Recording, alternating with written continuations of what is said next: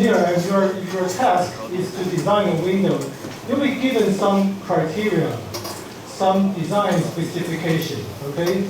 And in filter design, you'll be given, okay, first of all, there are quite a few parameters here. So let's look at one parameter each time.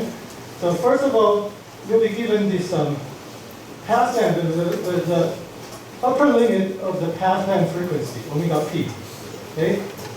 And then you're given the beginning frequency of stop band, omega s, okay? So the difference is the transition width. So what's so good? You like this way of teaching, okay? And so below the cutoff frequency will be our passband, and above that is the stop band, okay? That's pretty good. And the highest frequency, of course, is 5. So as kind of a general concept that whenever you design a filter, we know that the ideal filter cannot be achieved, right? So we need to make some compromise. For example, this transition width. We want this transition width to be as narrow as possible. Because ideally you want this passband and stop band to be just separated in line. So this cutoff frequency. Okay, so ideally we want the transition width to be as narrow as possible. But at the same time, because of the finite length of our filter, our passband, the gain in the passband also would not be ideal. We will have ripples. So this delta p, 1 and 2. So ideally, we want this the response to be flat, a constant 1. But in reality, it's going to go up and down, maybe between 1 minus delta something, 1 plus delta something. So these are ripples. What is the maximum tolerance? The other what is the maximum tolerance? So ideally, we want to keep delta as small as possible, while also we want the transition width to be narrow. Okay. So the idea is that so in the last few times we said so the idea of designing the FIR filter using window is that we'll be multiplying your ideal impulse response with a window function in the time domain. So inevitably, we're discarding some of the samples to make it a finite response. Okay, make it a finite response. And we know that multiplication in the time domain is what? Is a cyclic convolution in the frequency domain. So this figure shows us the illustration what is it about the cyclic convolution in the frequency domain. So in this example, our ideal response is the square line. Ideal response is has a sharp edge between passband and stop band. And now this is in the frequency domain. Okay, suppose that frequency domain is denoted by the symbol theta, and we are going to make a convolution of this of the ideal response with the sync function, the sync-like function. Okay, and this is actually the content of the homework that you just turned in. We're about to turn in today, right? In the homework, remember that I asked you to manually calculate what? To manually calculate the Fourier transform of a window function, right? 2 window functions actually. One is a rectangular window, the other is a hung window, right? That's the homework you're supposed to turn in today, right? So the result should look like, typically should look like having a main lobe in the middle and with a side lobe around, okay, on both sides. So now, suppose that we are going to make a convolution of these 2 functions. We're convolving these 2 functions in the frequency domain, and the result is at the bottom. The result is still a periodic function that repeats itself every 2 pi. For sure, it's a Fourier transform of something. And the Fourier transform is our FIR filter. Okay, so this is exactly the frequency response. So I want you to realize that what is it about convolution?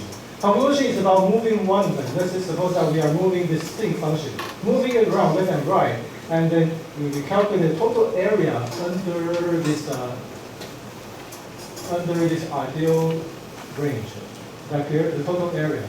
Okay. So I hope that now it makes sense to you that we will have ripple in the passband as well as in the stop band simply because of the nature of convolution. we have an ideal square like passband, ideal low-pass response convolving with the sink, and the result is something that deviates from ideal. A response that has ripple at stop passband as well as the transition link. Okay? All right, any questions so far? Okay, that's about it. I'm going to switch back to the normal laser pointers.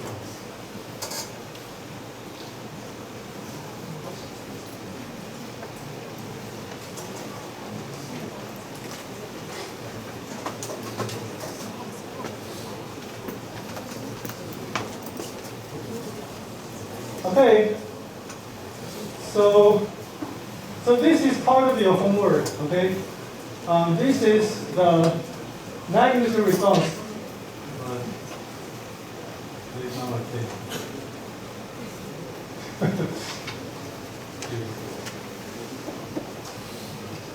This is the magnitude response of a rectangular window, okay?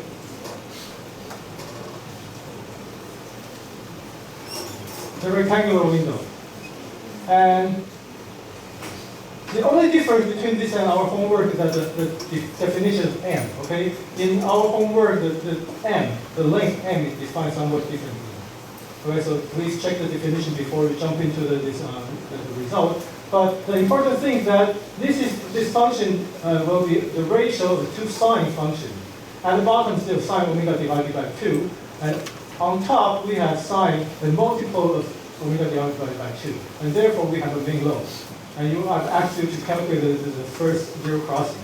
And that location of first zero crossing determines the half will be the half of the entire width of the main lobe. Okay? The width of the main lobe is from minus of that to plus that. Okay? So the important thing is that we know that now we have a rectangular window, and the width of the main lobe is going to be inversely proportional to the length in time domain. So again, this is a duality situation. The longer in time, the narrower in frequency. Okay? So we have exactly this result. So, or let me put it this way. So if M is very large, then the Fourier transform approach will be more and more like delta function. First of all, the height, 8 is 7 plus 1. Okay, this is M plus 1. The height is going to approach infinity. Also, the width of the main lobe is going to approach 0. So this is the transform of our window function, the rectangular window. Okay, and also important is the height of this first peak. The height of this first peak is something that we want to minimize. The smaller the better. Okay, the smaller the better. And it turns out that this height of the peak will be related to the ripple, how much ripple you have. So here, the height of the first main lobe, the first side lobe, is roughly speaking is proportional, not exactly, but roughly speaking, will be proportional to the height of the ripple. Roughly, or I should say, we should expect that the higher we have a side lobe here, the larger deviation delta that we will have in the after convolution. Okay, because these multiple side lobes actually are the reason why we have multiple ripples. If you think about that. Okay, so this height, let's say if this height that you have a symbol, let's say if this height is h and this largest deviation is delta, we should expect in general this is kind of true. The higher we have in h, the larger we have in delta. Okay, in the ripple of your design. Okay. So now the next question is two questions. So last time we mentioned that we spent some time to talk about delta, this delta. I talked about sequence of continuous function that converges to a limit function which is not continuous, right? In the end, last time we talked about this concept. And inevitably, you should expect this convergence to be non-uniform. Therefore, it's not surprising that even though we keep increasing n, when we keep increasing n, the height of this largest deviation is not going to be reduced. It's not going to improve. Okay, that could be somewhat surprising. And this phenomenon has a name. is often called the Gibbs phenomenon. The Gibbs phenomenon.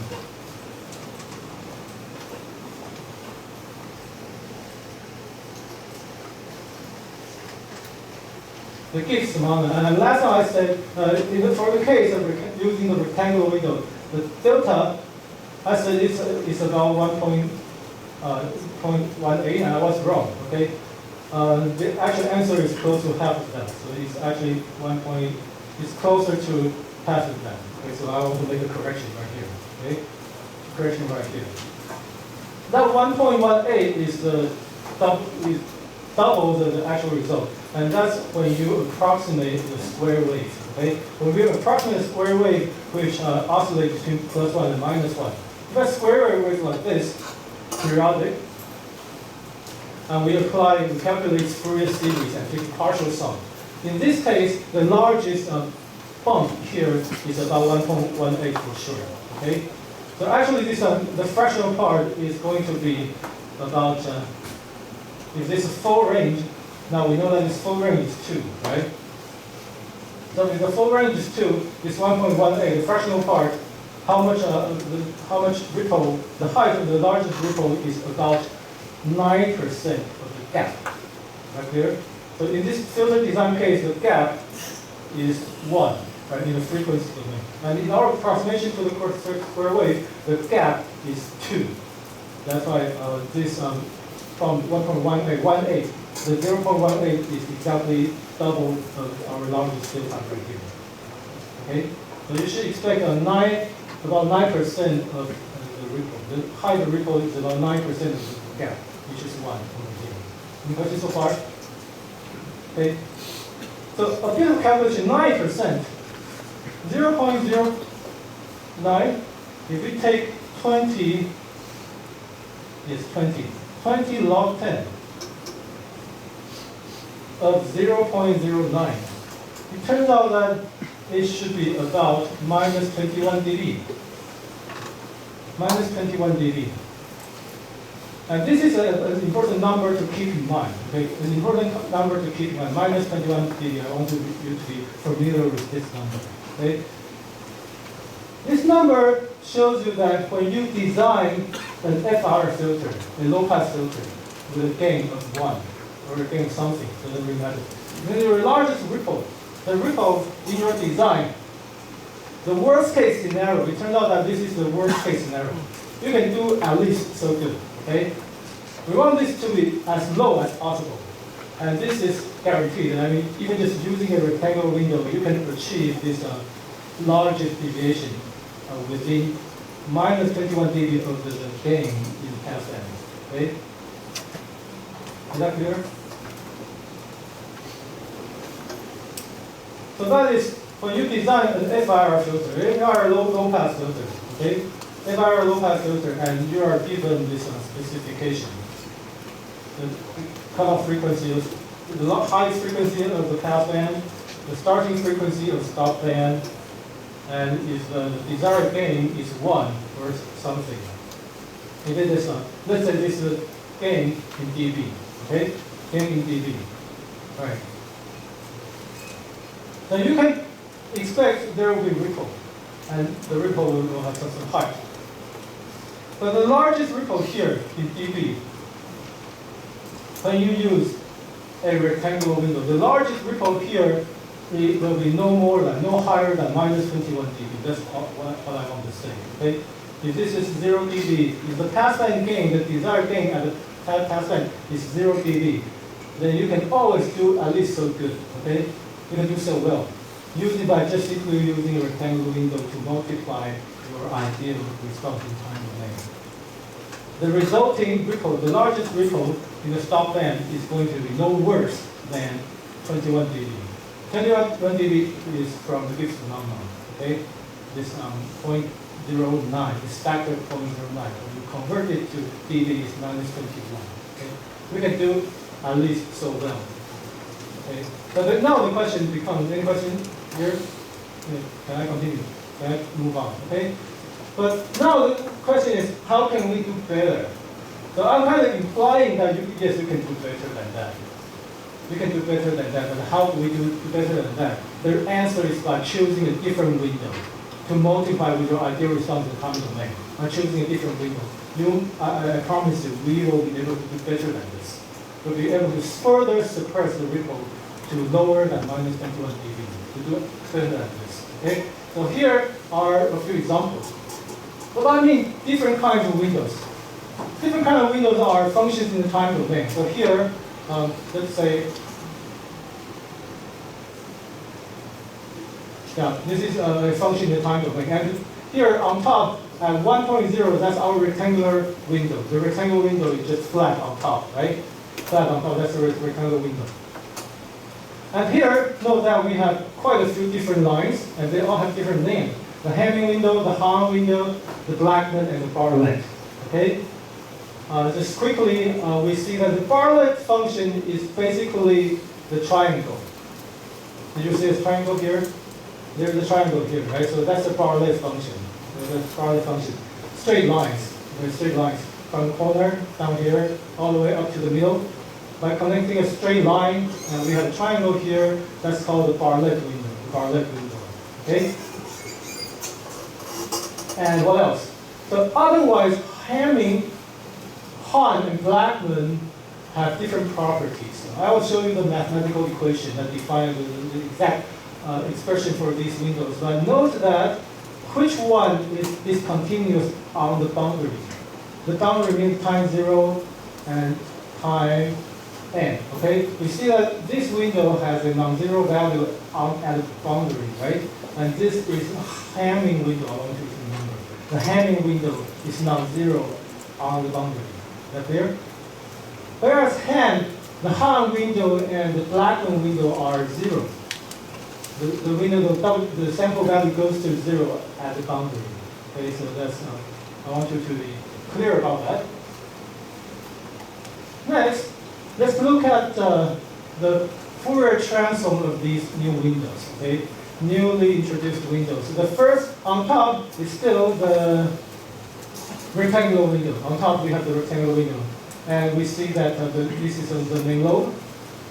If the main lobe is, if the frequency, if the Fourier transform of the window is plotted against frequency, then we see that if we define the top of the main lobe to the 0 dB, then the first side lobe has a height of about minus 13 dB, okay? So that's also a number that you might be able to keep in mind. Minus 13 dB for a rectangular window. That's the highest side lobe of its own Fourier transform. Is that clear? No, I just told you that there's a number to remember, the minus 21, right? It's different. Minus 21 is the result of the filter design. Okay, if we use a rectangular window to design a window, so minus 21 is the delta, whereas this minus 13 is the H, if you will. Is the H I was talking about, that H. Okay, so when H is minus 13, delta is about minus 21 for the case of rectangular window, and that wouldn't change. If you increase the length of the window, that doesn't change. Is that clear? Is that clear? Okay. So now, the second plot here is the case of Bartlett window, the triangle. The triangle. So what are the differences? So you can clearly see that now the main lobe is wider, right? The main lobe is wider, but the first peak, the height of the first side lobe is what? Lower. And that is good. Okay? So or another way to say is that by sacrificing the main lobe width, by allowing the main lobe to look broader than we would desire, by allowing this width to be a lot look broader, then what we gain is the benefit, the advantage of doing that is to have a smaller side lobe. And you should expect that as a result, consequently, when we use a Bartlett window, which is a triangle, when we use this triangle to multiply our ideal response in time domain, the resulting frequency response should have smaller delta than that of the rectangular window. Should I repeat that? So that's the benefit of using switching to Bartlett window. Sacrificing a bit of main lobe in the transition width. Now you want to look at, it turns out that the transition width would be, of course, has a close relation to the width of the main lobe. Okay, so if the width of the main lobe is delta, and if the width of the transition width, actually there's an official definition of transition width. So if this is delta, let's say transition width, delta t. So we know that this delta, the width of the main lobe, delta m. Okay, the width of the main lobe and the width of transition are also approximately proportional. The wider this is, the wider that is. Okay. Any comment here? So this is just a simple comparison of our parallel window with rectangular window. And next, let's look at the window, the transfer of the window for those other three windows. Okay, for the hung window, the hanging window, and what is called the blackening window. So next,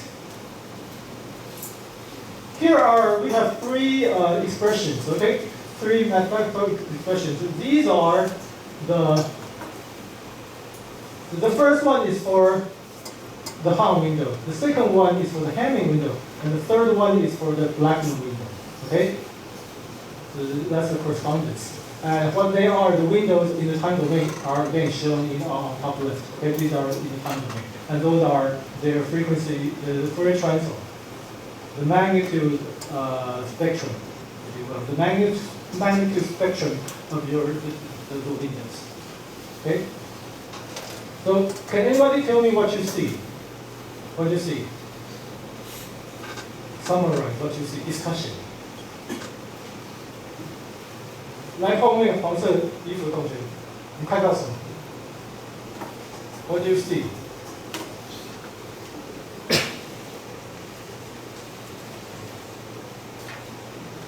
What are different? 讲一个就好。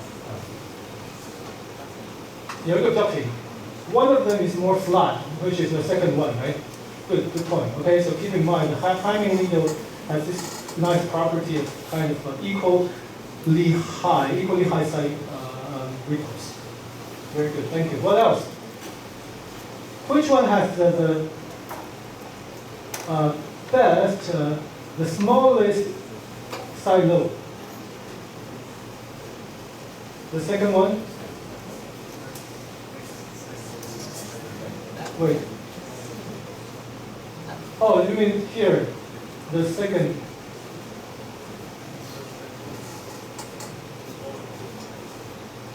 You mean this side lobe is smaller than that? That's kind of strange, indeed. Yeah, it's kind of strange indeed. But how about overall? Which one? So everyone has the tallest side lobe, right? But among those tallest side lobe, which one is the shortest? The third one, right? We agree on that because it's about minus 60. That's pretty low. Minus 60 is like 1,000, if you think of it. 1,000. So that's pretty low. Okay, if we plot in linear scale, we can almost not see it. Okay? So that's very wonderful. Okay? It's pretty impressive. But overall, the first one, which is the hung window does not perform as good as the hanging window in terms of the high side lobe, or in terms, but it turns out that the difference between hung and hanging is that the hung window, if you look further away from the main lobe, the height of the side lobe keeps decreasing.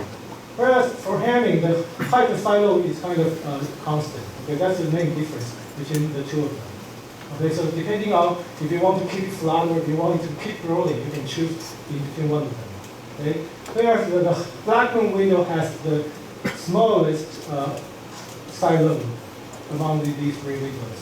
Okay, but as a consequently, there's always a trade-off. You can always, so which one has the widest main lobe?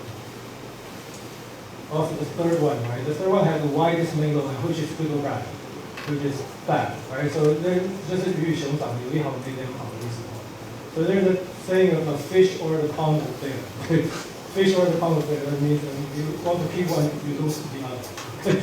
Both are delicious for some people. Fish or the pound of bear. If you keep one, you lose the other. Right? Any question? Any more comment on these plots? Hung window, blackening window, and the hanging window. Okay? Try to be familiar with that. Now, the next, I'm going to show a table that summarizes everything. Okay? The next table this is what I was mentioning. You see my pointer slides. Okay, no. Okay, so that's the peak side load. Okay, that's the H I was talking about, the H. And these are the delta, okay, in dB. So you see that the rectangular window has minus 13 dB of H and minus 21 of delta. Whereas all the other windows have better H and consequently better delta, okay, in the same order. Not necessarily proportional, but in the same order. Okay. And also, we consider the width of the main lobe, and we know that we want it to be as narrow as possible. Okay. But it turns out that rectangular window, even though its delta, its gift phenomenon is the most prominent, 最明显.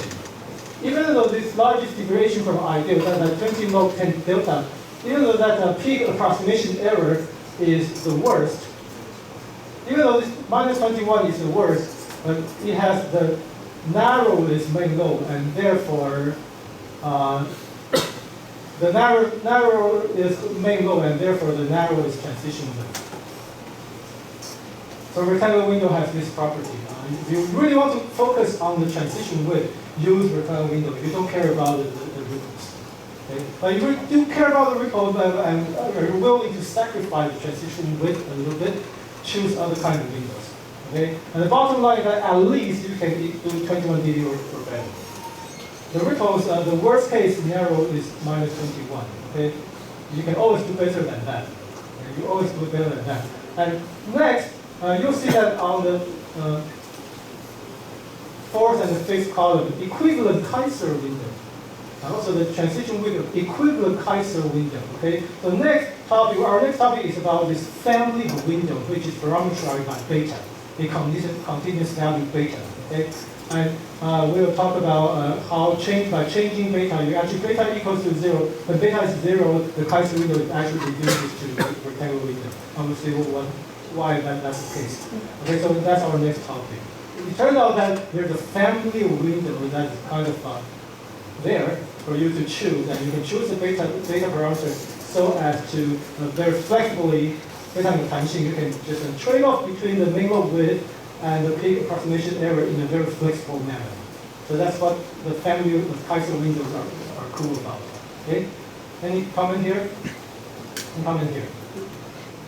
Our next topic is the Kaiser family of windows.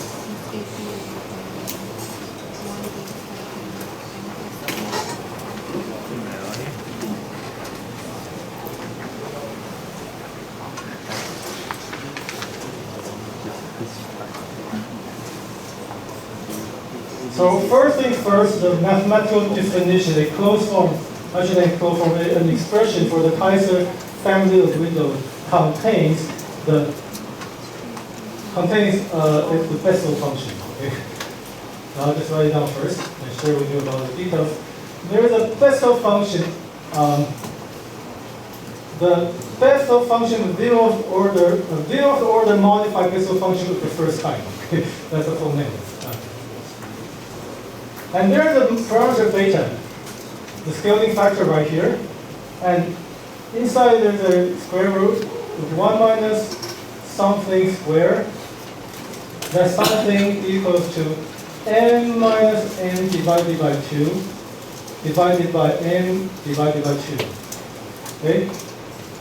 Let's close the parenthesis. And there's also a normalization factor of I. This is some kind of Bessel function taken as value beta. Okay, that's this expression if n is between 0 and m. N being, so we know that this is, when you use this window, and of course 0 otherwise. 0 otherwise. Where this I0, this function, okay, when I put a dot in here, in between parentheses, I mean this is a function, okay? And this function is called, it has a name. It is the 0th order. The 0th order modified Bessel function the first time.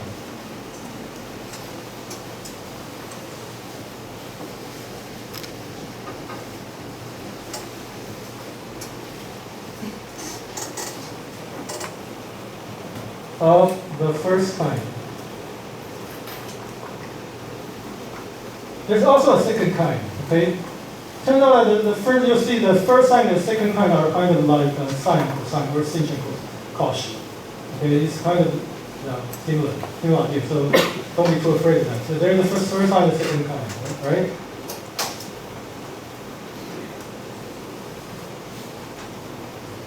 Okay, so maybe at this point I want to make let's make some observation right here. Let's make some observation right here. First of all, we might want to plot what this modified business function is like. Okay, so let me give that first. So we might be not super familiar with this function. At least I'm not. So let me just show you the modified Bessel function. This modified Bessel function, the first kind, looks like exponential. It does look like exponential. It looks like something at zero, its value is 1, and then it's counter increasing for positive positive on the positive side. Okay? It does look like an exponential function. Okay? So roughly speaking, it's like that. And so let's make some observations for this expression. Okay? So this is n, the time index n here, inside here. Okay?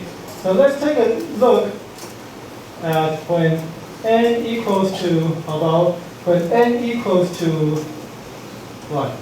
0. Alright? When n equals to 0, then we have same thing, n divided by 2 on top and n divided by 2 at the bottom, right? So this term becomes 1. 1 minus 1 is 0. So the entire thing here becomes 0. Okay? So I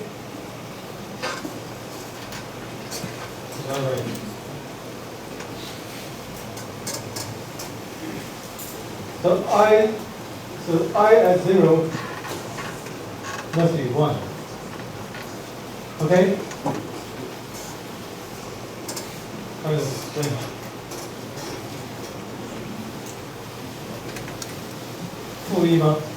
But there's a square here. There's a square here. So 一减掉应该是0嘛 ，I 0的0。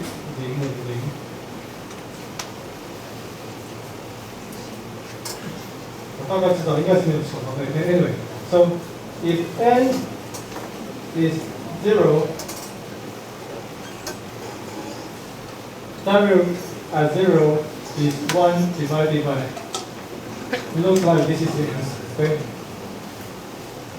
And the next thing, how about when n is n divided by 2? When n is n divided by 2.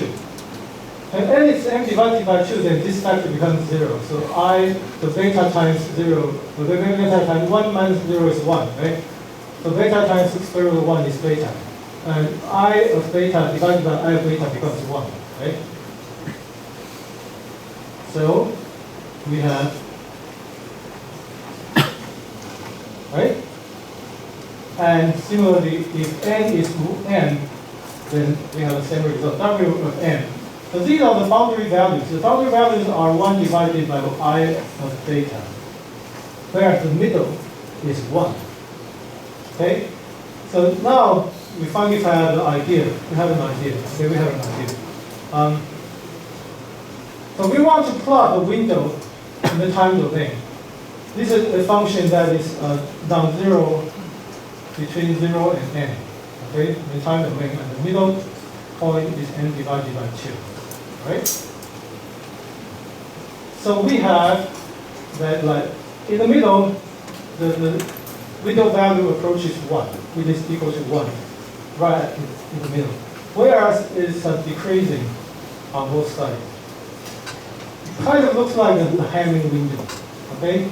And the height here is going to be 1 divided by this modified Bessel function taken whatever at beta. So therefore, and we know that what is beta? Beta is the parameter that an index. Okay, this is a family of windows. You can put in any beta. Okay, any beta of greater than or equal to 0, then you are given a window. Okay. So let me just share with you that for the special case of beta equal to 0, when beta is 0, you can see that when beta is 0, then we have the rectangular window. The rectangular window, the special case for the Kaiser family window with a beta chosen at 0. That's a rectangular window. Otherwise, when we increase beta to any positive value, the higher the beta is, the lower we have. When we increase beta, this is by increasing beta, okay? When we increase beta, it looks more and more like the Hamming window, and then it looks like this is going to be, the discontinuity on the downward is going to reduce. Right here? By choosing a larger beta, okay? And this beta, you can choose any beta you want. Any beta. You can choose beta to be any arbitrary number that is non-negative, okay?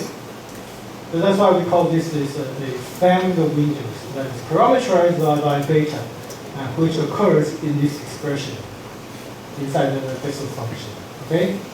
Any question, any comment right here? Is that clear?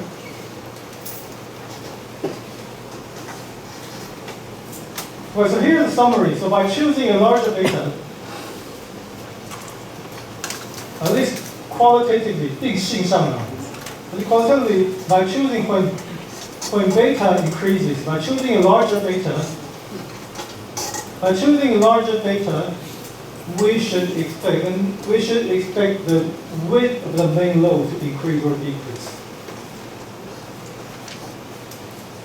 The width of the main lobe is going to increase because the width in time is going to decrease, right? So should I say the width of the main lobe? So let's denote the frequency response, the Fourier transform of the window at W sub beta, capital W, 大写 W, capital W sub beta. Okay, so this and its main lobe is going to become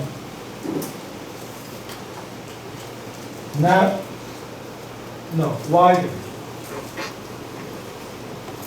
The main lobe is becoming wider. But it turns out that by choosing a larger beta, we can improve on the largest peak approximation error in the design of a filter. Okay? But it turns out that, and we know that actually the main lobe becomes wider as a result. The result of your design, you sacrifice the transition width. The transition width becomes wider.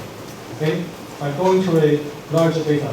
At the same time, what you gain, the advantage of choosing a larger beta is that the height of side lobe, the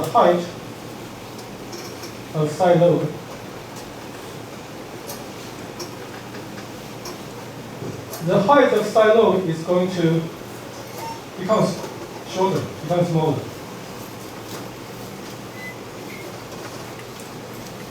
And therefore, we can expect the peak approximation error also to reduce.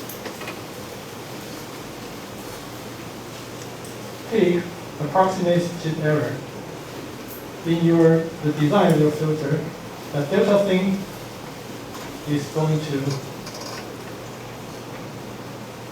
reduce when we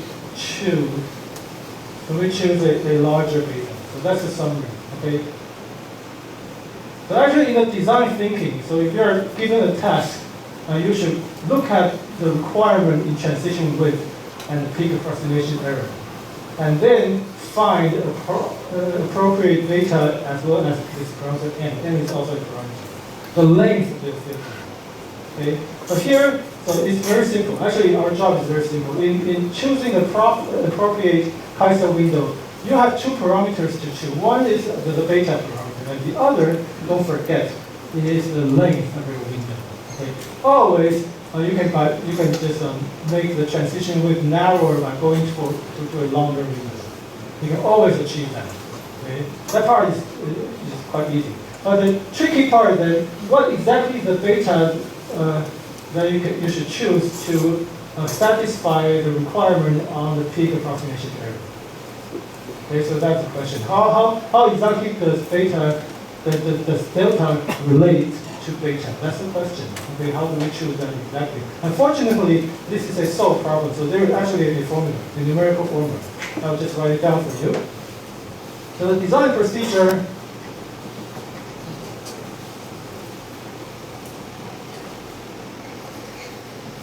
let's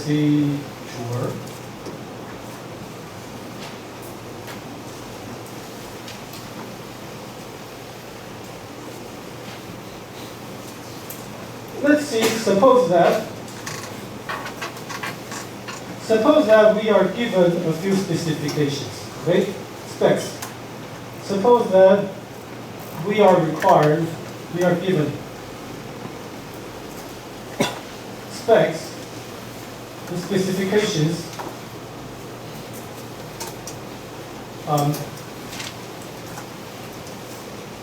A that is equal to -20 log 10 of delta.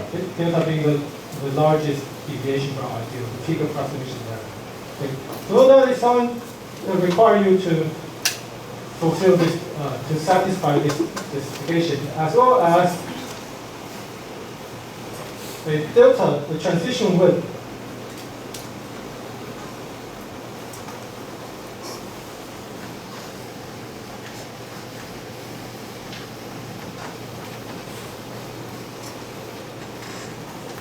so what does that mean?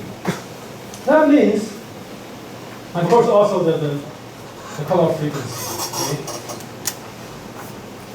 3 parameters. Suppose that you are given a spec here, another spec here, and also the transition with the cutoff frequency, the highest frequency of your passband. So that means your job of design is to find a filter that sort of cuts off at this frequency, the highest frequency of your passband, but you are allowed to a kind of a buffer region. Okay, you are allowed to slowly make the transition from passband to stop band within the width delta omega. Is that clear? Okay, so you are often given a buffer zone. So it's okay to make a transition between the end of your passband and the beginning of your stop band, and you, as long as the width is narrower than delta omega, we are happy. Usually that's your job.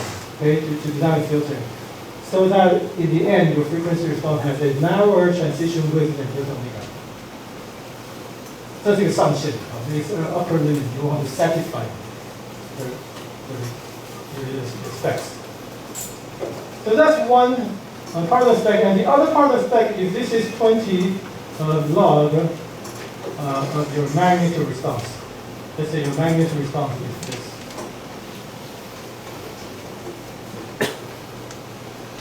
So that's in dB. Okay, this is in dB, log 10. Okay. That means if we treat arbitrarily, we treat the top to be 0 dB, then you are given the requirement that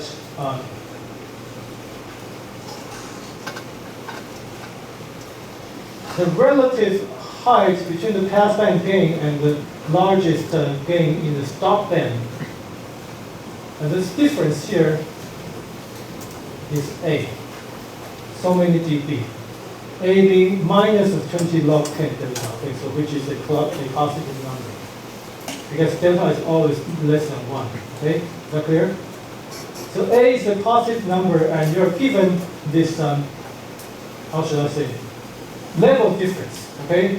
The difference between the level of your desired gain in the passband and the largest tolerance, the maximum tolerance of gain in the stop band. Why should we have a gain in the stop band? Ideally, we want it to be 0, right? So this is a tolerance. Okay, I allow the gain to be minus A dB. If it's no higher than that, we're happy. That's the meaning. Okay? So your job is to design a filter. So our job is to design a filter to satisfy all these this criterion and this criterion. We know exactly how to the ideal response should be given the coefficient English. Oh, you here? Right, ideally it should be minus infinity, but you are allowed to, as long as we know it's impossible, right? So now the specification usually goes that we allow the gain there to be at most minus A. Okay, minus A. A might be minus 30, minus 40, minus 50. Okay? As long as you keep the stop band gain below that, we're happy. I'm fine. I can tolerate. Okay? 这样了解吗？好。Okay, good question. Okay? Ideally, we want this to be minus infinity, but it's impossible. So, which is the second best thing is to require, okay, I can compromise. As long as your design has the largest stop band gain that does not exceed minus 8 dB, minus 30, minus 40, or minus 50, then I'm fine. Okay, then that's okay. All right. Is that clear?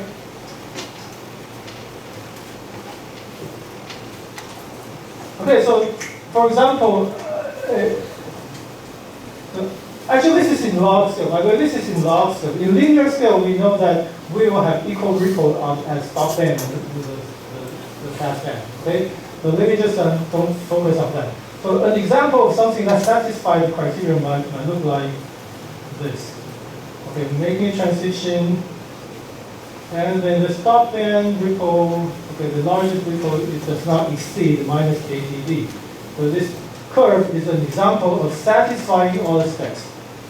Okay, satisfying all specs. That's one example. I want to draw the picture. That's how I did. That's how I did. Okay, so now let's get back to Kaiser. I'll just write this down and we'll take a break. Okay, so it turns out that the first step, beta is determined by the A, okay, then by the A parameter right there.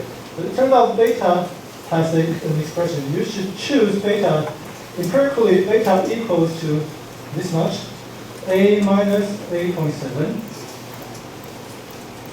If they require you to A to be larger than 50, and 0.542 A minus 21 to the 0.4 power plus 0.7886 A minus 21. If A is anywhere between 21 and 50.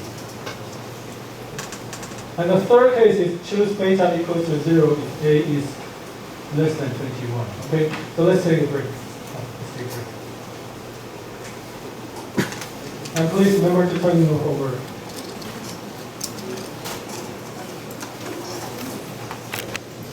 Okay, so let's get back to this set of formulas. So this is great, okay? So we should, the suggestion is that by looking at A might be 30, 40, or typically 50, something like that, okay? We require the maximum tolerance in the top band to be no more than minus 30, minus 40, or minus 50 dB relative to the gain at the pass band, okay? That's A. So larger A means more strict requirement, right? The larger A is the more strict the requirement is, okay? So let's be clear that therefore, with a large A, you want to choose a large beta. Does that make sense? Making sense? And this is the formula. But here, I want to pay attention so that we have three regions. One is that A is so strict, greater than 50.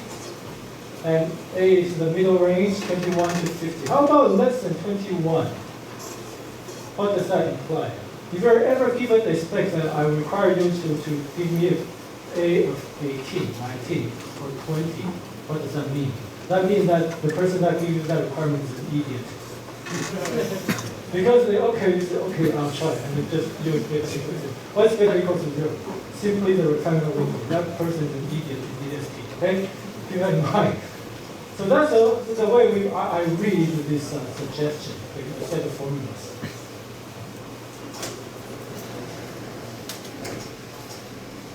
All right, so now the next step, to complete our design, we still need to design to find out what is the appropriate width of the length of our window, or the length of our filter in the time domain.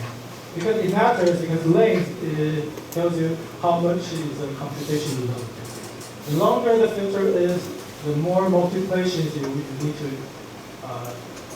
go through for calculating a new sample. So let's now.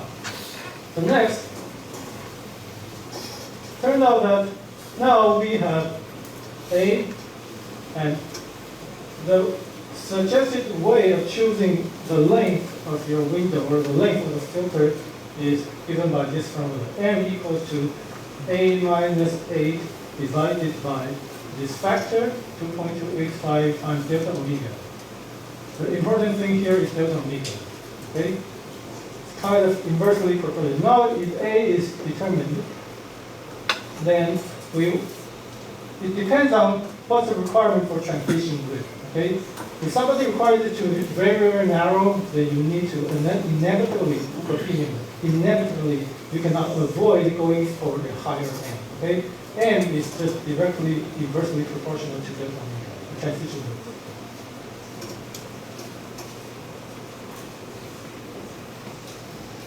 Okay, so note that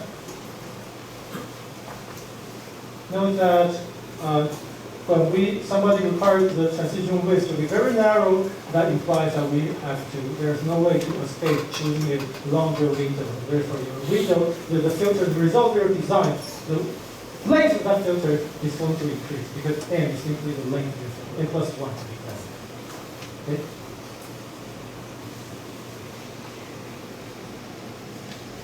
The next figure is just in time domain and frequency domain. Now we're looking at the Kaiser window, the Kaiser family of window that is parameterized by beta. Okay, so here on top we have in the time domain. So by choosing beta between 0, 3, or 6, we see that the time domain starts as a rectangular window and then it looks more and more sharp, or there's a general trend by choosing a larger beta. Okay, the time domain shape goes this way. And now at the bottom we have different situations. Of course, still different beta. Okay, the first figure. So by going from 0 to 3 to 6, we can compare the Fourier transform of the window. Fourier transform window under the same length. The length is fixed. So in this case, the length is fixed at 21, okay, from 0 to 20. N is 20. So we see that, so again, what do you see? What do you see? What do you see? What do you see?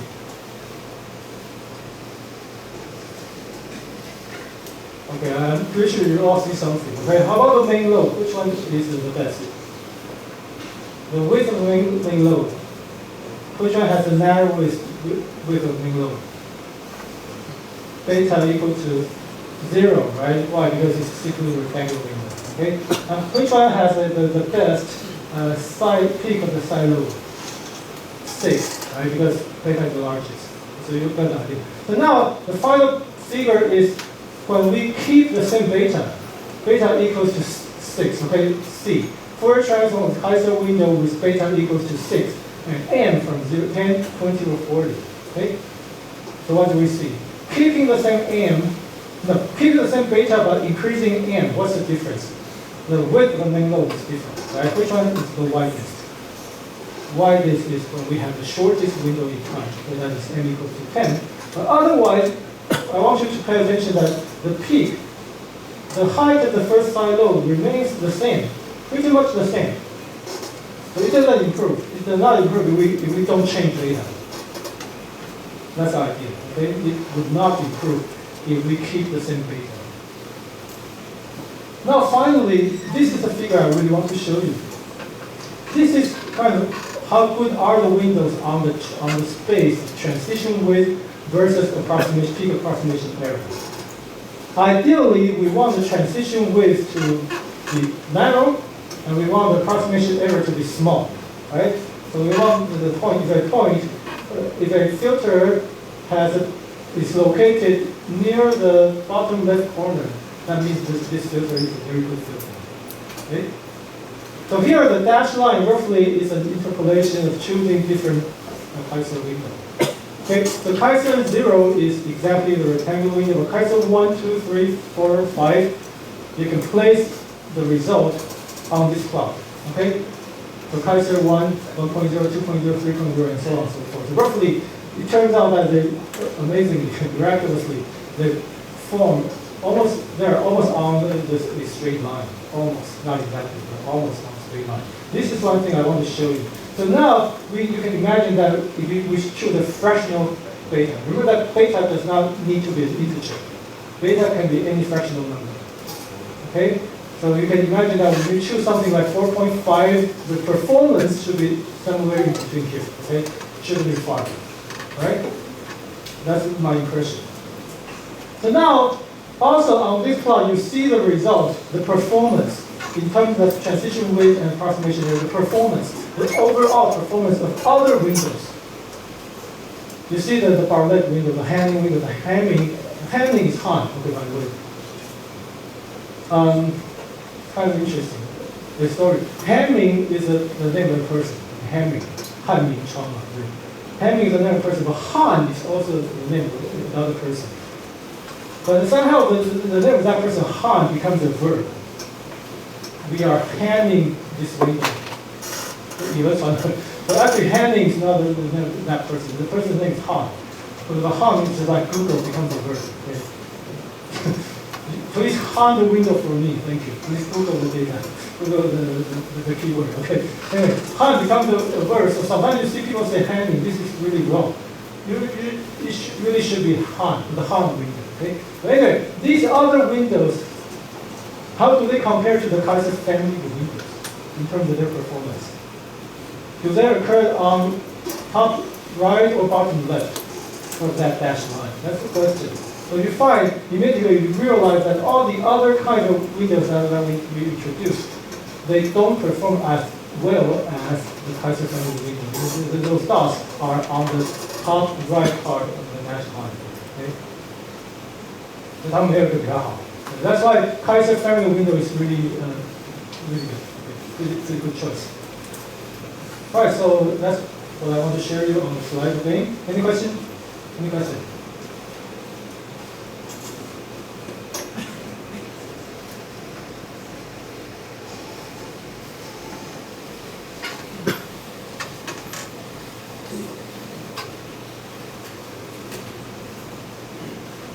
So remember that here, so let's look at, before we turn off the slide.